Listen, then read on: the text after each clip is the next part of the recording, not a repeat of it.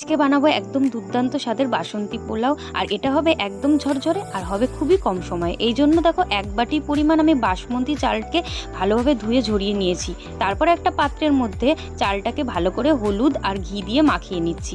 আর তার মধ্যে কিশমিশ, কাজু বাদাম, গোটা গরম মশলা আর দিচ্ছি 2 থেকে 3টে তেজপাতা।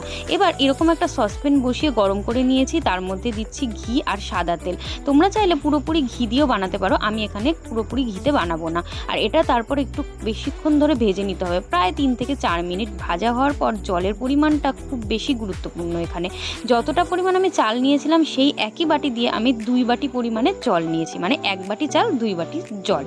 এরপর দেখো কিছুক্ষণ প্রায় 20 থেকে 25 মিনিট ঢাকা দিয়ে রেখেছিলাম। তারপর ঢাকনা খুলে চিনি আর নুনটা পরিমাণ মতন আমি অ্যাড করেছি। তারপর দেখো আমার রেডি হয়ে গেছে ঝরঝরে বাসন্তী পোলাও। তোমরা দেখেই বুঝতে পারছো কতটা ঝরঝরে হয়েছিল। আর এর সঙ্গে আজকে আমাদের ছিল মটন কষা।